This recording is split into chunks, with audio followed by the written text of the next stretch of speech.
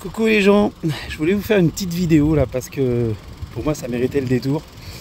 En vacances à Lanzarote, en fait on a loué une petite voiture pour 2 jours. Alors forcément tu loues une petite voiture, tu te doutes bien que c'est pas un foot de guerre. T'attends pas un moteur qu'envoie comme ceux que j'aime conduire au quotidien, c'est-à-dire au moins un 6 cylindres, BMW par hasard.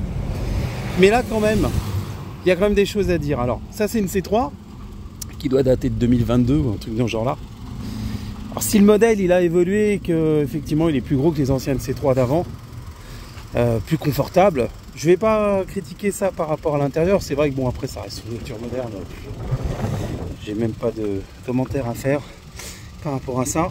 Beaucoup de plastique, enfin bon voilà, plein d'assistance de partout, hein, les freins à main, les machins, les start and go, enfin c'est une horreur. Des fois tu commences à lâcher le pied, toc, tu sens que le frein à main s'est remis tout seul, tu réaccélères, ça te fait un à-coup, enfin c'est une vraie chiotte. Mais alors par contre, cette voiture, le moteur on en parle, 1,2 litre EcoBoost. 3 cylindres. Déjà quand je l'ai démarré il y a 3 jours, au moment où je la démarre, je fais mais merde, j'ai l'impression qu'elle tourne pas rond, qu'elle tremble. C'est le truc déjà qui est déséquilibré, toi. 3 cylindres. EcoBoost, c'est une horreur. Ça fait 68 chevaux. Pour mémoire, ce chiffre de 68 chevaux, il m'amuse beaucoup parce que c'est comment une puissance qui existait sur que j'avais en fait sur un. Tiens, comment ça souffle cette chiotte, incroyable. C'est une puissance que j'avais sur les 1,9 litre diesel XUD sur les voitures que j'ai eues pendant des années, que ce soit les BX, que ce soit les experts, les Jumpy. Alors bon, voilà, tu avais un utilitaire, tu savais que ça avançait pas, c'est tout. Mais c'était quand même 1,9 litre, il y avait un peu de coupe, c'était un diesel. Regardez, simplement, au ralenti, le truc comme il tremble. Ah, et encore, on le voit pas beaucoup avec le stabilisateur. Si, ça tremble, je vous assure que ça bouge. Regardez la main.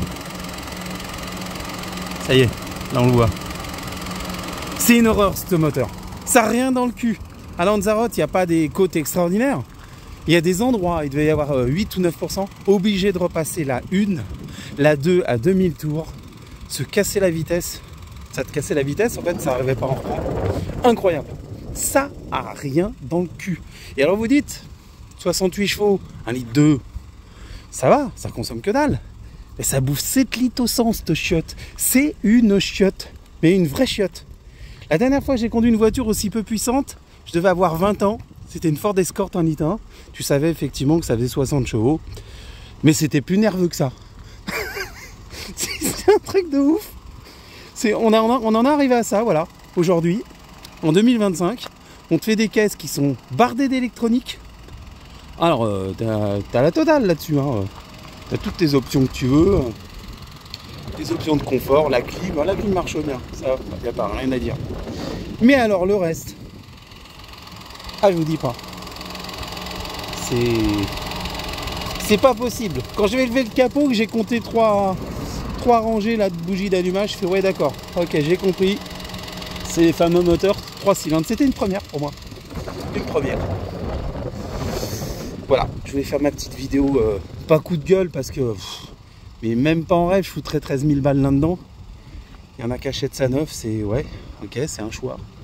Ah ça va, hein, si tu as juste de la ville à faire, dès que tu sors de ta ville et que tu vas aller quelque part, c'est une chiotte, c'est une horreur à conduire.